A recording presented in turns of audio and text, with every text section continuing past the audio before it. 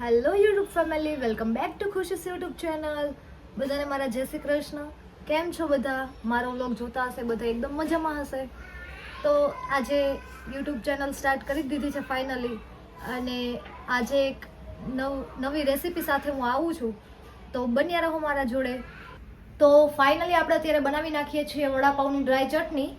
હું તમને અહીંયા રેસીપી આપી દઉં વિથ મેઝરમેન્ટ. ઓકે, તો જોડાયા રહો.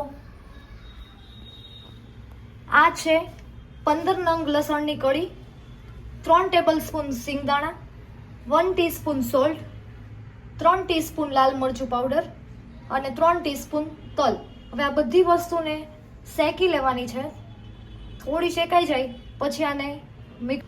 તો હવે આની આપણે પેસ્ટ બનાવવા માટે આને ક્રશ કરીશું. તો પહેલાં નાખીશું શેકેલા સિંગદાણા, પછી નાખીશું તલ, પછી નાખીશું લસણની કળી શેકેલી, પછી નાખીશું મરચું પાવડર અને પછી નાખીશું થોડું એવું સોલ્ટ. હવે આપણે આની પેસ્ટ બનાવીશું અને 2 થી 3 જ વખતમાં પેસ્ટ આપણે રેડી કરીશું. બહુ વધારે વાર સુધી આને આપણે નહીં ફેરવીએ.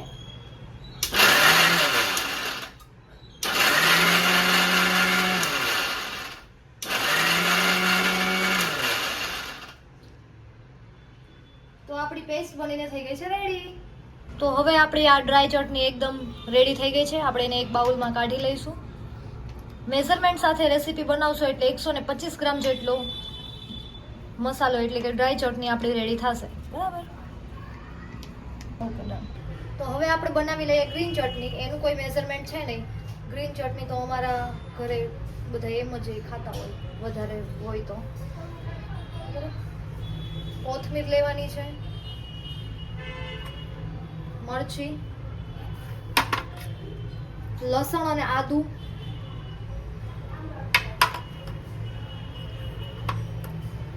સંચળ પાવડર, જીરું,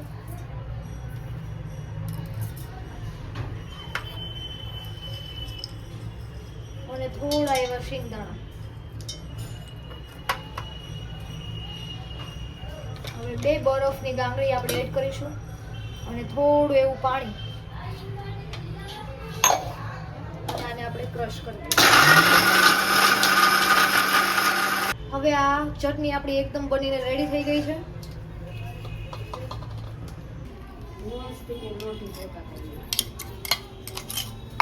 બટેકા બાફવા માટે મૂકીએ છીએ.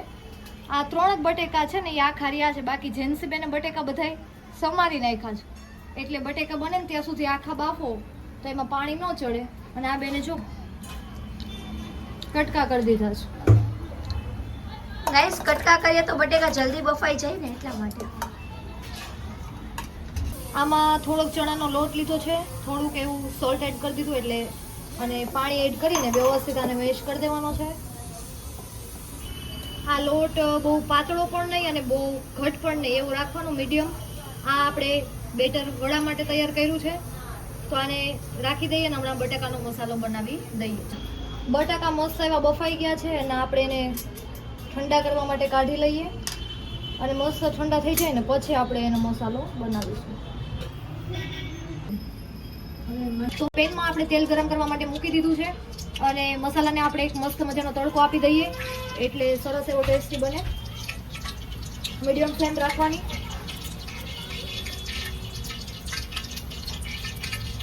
હજુ તેલ આવ્યું નથી.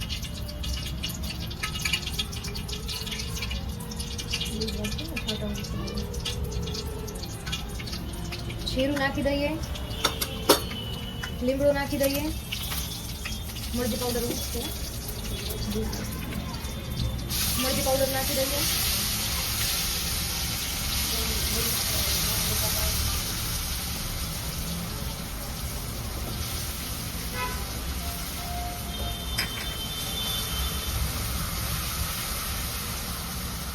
મરચી પાવડર નહીં, મરચીની પેસ્ટ હતી, સોરી. પછી લસણ લીધું છે ખાંડેલું,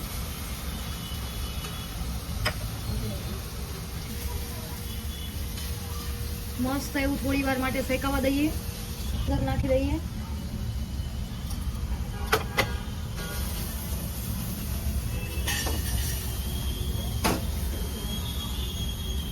બટેકા એડ કરી દઈએ.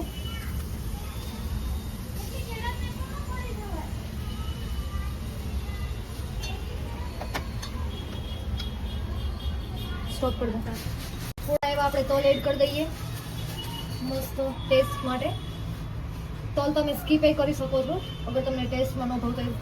થોડો એવો વરિયાળીનો પાવડર, ધાણા જીરું,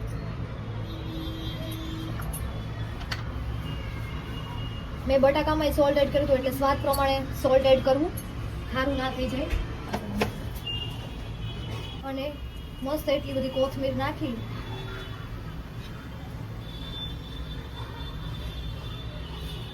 અને એડ કરી દેવાનું છે મસ્ત રીતે.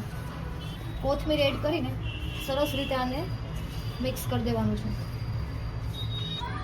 હજુ થોડી મસ્ત એવી કોથમીર એડ કરીને મેશ થઈ ગયો છે એકદમ. હવે આના બોલ બનાવી સરસ એવા આપણે વડા બનાવી લઈશું. મસ્ત એવા બોલ આપણે બનાવી લઈએ.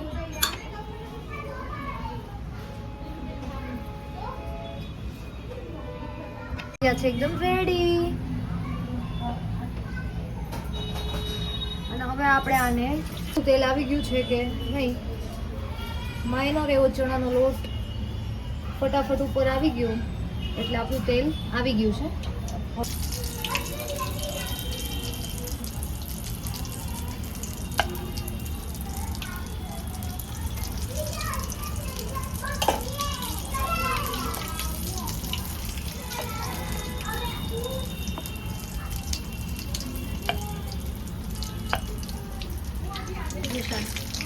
ફાઇનલી તો આપણા વડા બનીને રેડી છે.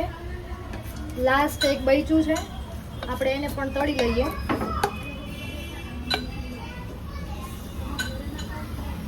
આ નવી જનરેશનની ટેકનિક છે, કોઈ હાથ તો જરાક ન બગાડે. આને કરી દઈએ છીએ આપણે મસ્ત એવું કટિંગ.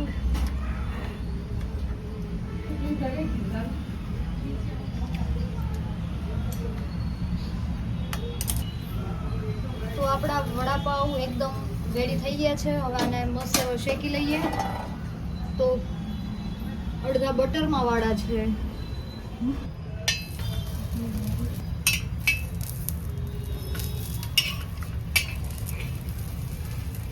ચારે બાજુ મસ્ત એવું શેકાઈ જાય એટલે આપણે એને પ્લેટમાં કાઢી.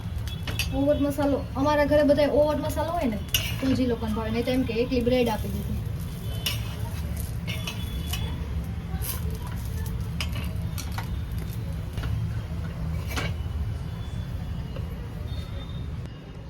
ફાઇનલી તો ડીશ રેડી થઈ ગઈ છે આપણી. અને ડેડુને ટેસ્ટ કરાવી દે અને પૂછી લે. તો હવે ટેસ્ટ કરાવી દઈએ પપ્પાને.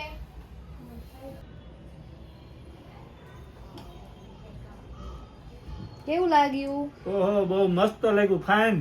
વાહ. હા તો ગાઈસ, તમે લોકોએ મારી રેસીપી તો જોઈ જ લીધી હશે, બરાબર? તમે પણ તમારા ઘરે આ રેસીપીથી ટ્રાય કરજો. કેવો ટેસ્ટ આવે છે એ કહેજો મને. અને મારી રેસીપી તમને કેવી લાગી એ કમેન્ટમાં જરૂર કહેજો. વ્લોગનું એન્ડિંગ કરતાં ભૂલી ગઈ હતી એટલે અત્યારે કરું છું. અને રહી વાત કે ભાઈ મારા પહેલી નવી શરૂઆત છે, તો મારા વ્લોગમાં કંઈ મિસ્ટેક થઈ હોય કે ભૂલ થઈ હોય, થોડું એને લેટ ગો કરજો અને મને સપોર્ટ આપજો. હવે આપણે અહીંયા વ્લોગ એન્ડ કરીએ છીએ. ચલો મળીએ નવા વ્લોગમાં. જય શ્રી કૃષ્ણ.